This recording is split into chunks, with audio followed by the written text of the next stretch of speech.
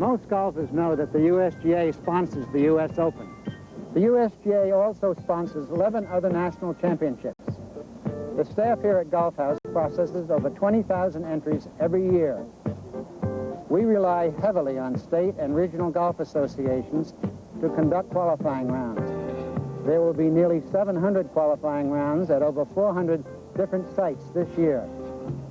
USGA agronomists and championship department staff meet with course superintendents and other officials at host clubs to discuss preparations for each championship. Then there are the 700 USGA committee members who give so freely of their time and pay their own expenses to help conduct the championships. Putting on a championship is a team effort, but then that describes the USGA, golfers working for golfers. The preceding message has been brought to you by the United States Golf Association. Yet another year, we're following Jack Nicklaus in the final round of the United States Open Golf Championship. Jack having his problems, however, on the early holes. He started at 2 over par. He's now 3 over. He's lost 1 stroke. As you again look from high overhead, you notice there's no water in this course, actually, that comes into play unless you hit some weird, wild shot. And yet it is so difficult. Look at the trees that grow and expand and hang out more every year. Jack drawing a chuckle from the gallery. Well, they probably wanted him to go for it or something. This really is one of the deceiving little holes in golf. It's only 324 yards. Take an iron because you want a full wedge into a very small green over a bunker there that's, I guess, had everybody that's ever played here in it one time or another.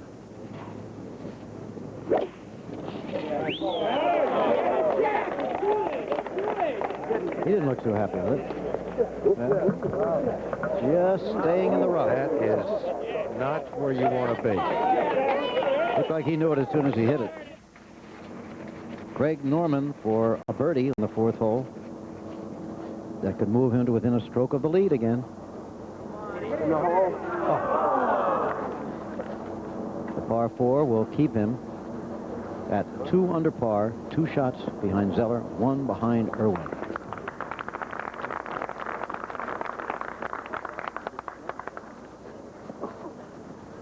Greg Norman.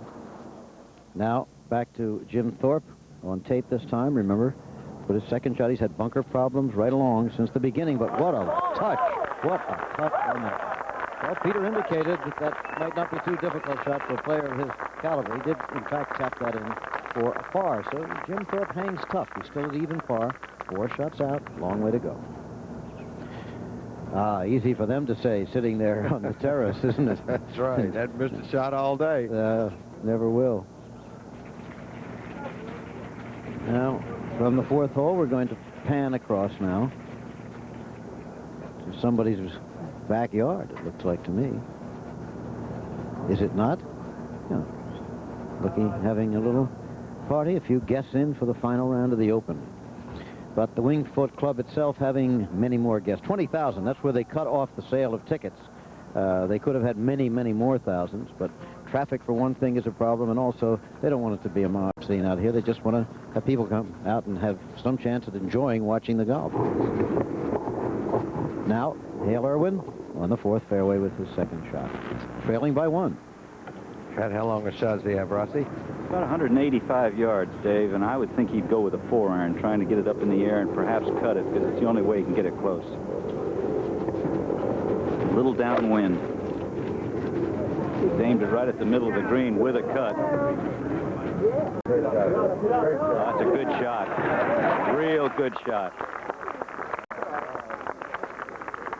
Unless you've played there, you don't know how good a shot that is, do you? Bob, you must get some vibrations in this final round. Well, we'll get into that later. Sorry, we have to watch this shot. We're not sorry you have to watch it, but sorry to interrupt you. Oh, and this is a beautiful looking shot if it's the right distance. It is. So just think.